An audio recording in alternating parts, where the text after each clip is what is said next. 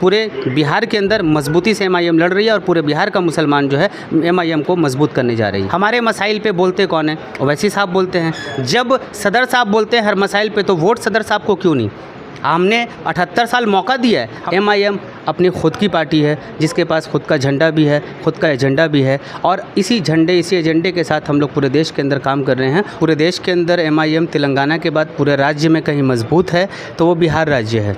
बिहार में हमने जो है 6 विधायक हमने दिया है और अभी 2 प्रत्याशी हमने यहाँ पे उम्मीदवार को उतारा है। मैं आफ्ताब और आप देख रहे हैं टैब तक। देखिए, इस वक्त हमारे साथ मौजूद है एमआईएम के प्रदेश सचिव शमीम अख्तर जी। सबसे पहले तो आपका स्वागत है हमारे चैनल टैब तक पर। बहुत शुक्रिया आपका। इससे पहले शमीम जी, आप प्रदेश अध्यक्ष थे किसी पार्टी के, तो वहाँ से छोड़कर आप एमआईएम में क्यों आ गए? सबसे पहला सवाल तो आपसे यही होगा। बेहतर सवाल है। एक्चुअली किसी भी पार्टी के साथ किसी भी लीडर का, पॉलिटिकल लीडर का लाइफ टाइम एग्रीमेंट नहीं होता है। उस वक्त के लिए मैं 12 साल एसडीपीआई में रहा। मुझे इस वक्त के हालात के मुताबिक मुझे ये लगा कि एमआईएम पार्टी इस देश में वक्त की ज़रूरत है, इसलिए मैंने एमआईएम में को ज्वाइन किया है। तो इसके लिए उस पार्टी को छोड़कर, एसडीपीआई को छोड़कर आपने एमआईएम ज्वाइन किया है? जी हाँ।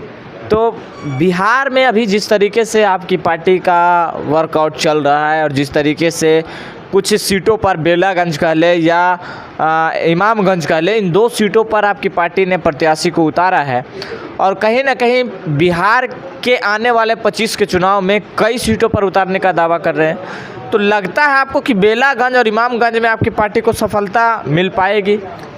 मिल पाएगी नहीं, बल्कि हमें सफलता मिली है। पूरे देश के अंदर एमआईएम तेलंगाना के बाद पूरे राज्य में कहीं मजबूत है तो वो बिहार राज्य है। बिहार में हमने जो है 6 विधायक हमने दिया है और अभी 2 प्रत्याशी हमने यहाँ पे उम्मीदवार को उतारा है। आने वाले विधानसभा में 50 से ज़्यादा की दावा नहीं है, इंशाल्लाह हम लोग ज़रूर जीत के दिखाएंगे, क्योंकि सीमांचल से बाहर निकलकर पूरे बिहार के 38 ज़िला में एमआईएम काम कर रही है और मजबूती से काम कर रही है। तो बेलागंज में जब आप प्रचार प्रसार में जब पहुँचे हैं और जब बेलागंज की जनता से आपकी मुलाकात हुई, तो यहाँ क्या कुछ देखने को मिला? अनुभव क्या लगता है कि बेलागंज की जनता साथ है या तो फिर कहीं और किसी और की तलाश में है? नहीं, बेलागंज की जनता और पूरे बिहार की जनता जो है एमआईएम की तलाश में थी, जो एक प्लेटफॉर्म एमआईएम की शक्ल में मिली है। बैरिस्टर असदुद्दीन ओवैसी साहब हर मुद्दे पे, हर मौजू पे हक़ की बात करते हैं, अधिकार की बात करते हैं। हमने आज़ादी के बाद 78 साल तक सबको लीडर बनाने का मौका दिया, सारे पार्टियों का जो है सहारा हम बने, लेकिन किसी ने जो है हमारा सहारा नहीं बना।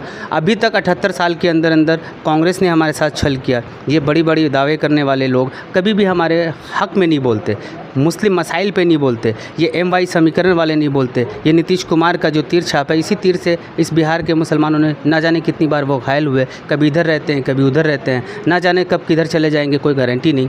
एमआईएम अपनी खुद की पार्टी है जिसके पास खुद का झंडा भी है, खुद का एजेंडा भी है, और इसी एजेंडे के साथ हम लोग पूरे देश के अंदर काम कर रहे हैं। और बिहार का ही मुसलमान नहीं बल्कि अक़लियत के साथ साथ दलित, पिछड़ा, अति पिछड़ा, सब लोग एमआईएम को सपोर्ट कर रहे हैं और मुझे पूरी उम्मीद है कि ये 2 सीट हम लोग जीत रहे हैं और आगे आने वाले विधानसभा में भी हम लोगों की अच्छी पकड़ रहेगी। तो आप तो वैसे अभी नए इस पार्टी में आए हैं, लेकिन आपकी पार्टी पर एक बहुत ही पुराना इल्ज़ाम लगता है साहब। आपकी पार्टी को कहा जाता है कि बीजेपी की बी टीम है, या तो फिर कहीं कहीं पे चुनाव लड़ते हैं, कई सारे जगह पे कहीं लड़ते हैं तो कहा जाता है कि ये सेटिंग करके उतरते हैं चुनाव में। तो आप इस चीज़ों को कैसे संभालेंगे, चूँकि ये इल्ज़ाम आपके ऊपर पुराना लगता आया है? देखिए, इल्ज़ाम तराशी ये कौन करते हैं? ये वही लोग करते हैं जिनको अपनी दुकान बंद होने का ख़तरा है। ये बाकी जितने सेकुलर, जो फर्जी सेकुलर जो पार्टियां हैं, जो मुसलमानों को बेवकूफ़ बना रही है। अभी नई नवेली पार्टी एक आई है, आपको बताने की ज़रूरत नहीं है, इसी तरह का कुछ कलर है, येलो कलर का। उस पार्टी के पास वो कहते हैं कि मेरे पास पूरे देश का डाटा है। मेरा माइक का तो नहीं था। मैं माइक की बात नहीं कर रहा हूँ, मैं जन स्वराज पार्टी की बात कर रहा हूँ, प्रशांत किशोर की बात कर रहा हूँ। उनका भी जो है येलो कलर का उनका अपना एक थीम है। मैं कह रहा हूँ उस पार्टी का कहना है, प्रशांत किशोर जी का कहना है, मेरे पास पूरे देश का डाटा है और वो डाटा बेस पे अच्छा काम करते हैं। तो हमारे पास भी आपका डाटा है, आप किस सोर्स से काम कर रहे हैं, क्यों काम कर रहे हैं, कैसे काम कर रहे हैं, वो सारी चीज़ें जो है हम एक्सपोज करेंगे, वक्त आने पे करेंगे। सबसे बड़ी बात मैं ये कहना चाहता हूँ, प्रशांत किशोर जी ने खुद कहा था, अपने मन से ऑफिशियली कहा था कि जहाँ से मुस्लिम प्रत्याशी खड़े होंगे हम वहाँ से अपने प्रत्याशी को नहीं देंगे। तो क्या बेलागंज से मुस्लिम प्रत्याशी नहीं थे क्या? MIM के कैंडिडेट जामिन अली साहब नहीं मुसलमान हैं क्या? अगर वो मुसलमान हैं तो फिर उन्होंने क्यों दूसरे कैंडिडेट को खड़ा किया? ये एक बड़ा सवाल है। अगर आप उपचुनाव में अपनी जो है रूप रंग बदल रहे हैं तो आने वाले जो मुख्य चुनाव होंगे उसमें आपका भाषा क्या होगा? उसमें आपके वादे कैसे होंगे? तो जनता किस पे भरोसा करे? प्रशांत किशोर एक तरफ कहते हैं कि हम 2025 के विधानसभा के चुनाव में 40 उम्मीदवार उतारेंगे मुस्लिम में, दूसरी ओर राजद कहती है कि हमने मुसलमानों को हक जो है हम ही दे सकते हैं, और तीसरी ओर JDU कहती है कि हमने मुसलमानों का जितना विकास किया है उतना विकास किसी ने नहीं किया है। देखिए, सारी पार्टियां तो विकास का जो है दम भरती है, लेकिन हकीकत क्या है? आप तो क्षेत्रीय पार्टी की बात कर रहे हैं, मैं तो नेशनल पार्टी की बात कर रहा हूँ। मैं चैलेंज कर रहा हूँ आपके चैनल के माध्यम से कि कांग्रेस के बड़े बड़े लीडरान राहुल गांधी, जो मोहब्बत की दुकान वाले, जो बड़े बड़े मोहब्बत के दावे कर रहे हैं, वो मोहब्बत का दर्द कहाँ गया? वो नफरत में बदल जाता है जब मुस्लिम मसाइल आते हैं। यूपी के अंदर जो इतने बड़े दंगे हो रहे हैं उसके ऊपर एक लफ्ज़ बोलने को तैयार नहीं है। मैं चैलेंज करता हूँ, जिस तरह से इम्तियाज़ जलील साहब ने, MIM के लीडर ने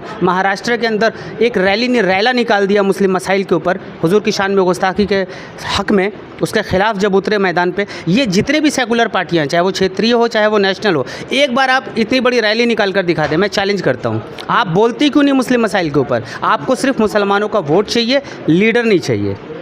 यही चाहिए आपको। ये जो दोहरी नीति है आपकी, ये बिहार का मुसलमान, देश का मुसलमान समझ रहा है। एक ज़ात की पार्टी बन सकती है तो पूरे मिल्लत की, पूरे कौम की पार्टी क्यों नहीं बन सकती? हमारे मसाइल पे बोलते कौन है? ओवैसी साहब बोलते हैं। जब सदर साहब बोलते हैं हर मसाइल पे, तो वोट सदर साहब को क्यों नहीं? हमने 78 साल मौका दिया है, हमने आपको लीडर माना, हमने आपको, पूरे कौम ने आज़ादी के बाद जो है एक पार्टी पूरी मुकम्मल तौर पे जो है बनाई नहीं, और बनाने की कोशिश की तो वो कामयाब नहीं हुई। 78 साल में आपने मुसलमानों को हाशिए पे पहुंचा दिया। अभी मुसलमान हिंदुस्तान का और पूरे बिहार का जाग चुका है। अब ये धोखे में नहीं आने वाले हैं। इस बार पूरे बिहार के अंदर मजबूती से MIM लड़ रही है, और पूरे बिहार का मुसलमान जो है MIM को मजबूत करने जा रही है। तो ये देखिए, ये थे शमीम अख्तर जी, जिन्होंने अपनी बात को बाखूबी से रखा है और कहा है कि इस बार बेलागंज हो या इमामगंज हो, इन दोनों सीटों पर असदुद्दीन ओवैसी की पार्टी या MIM जीत रही है। तो आप इनकी बातों से कहाँ तक सहमत है? अगर इस वीडियो को यूट्यूब चैनल पर देख रहे हैं तो हमारे चैनल को सब्सक्राइब कर लीजिएगा।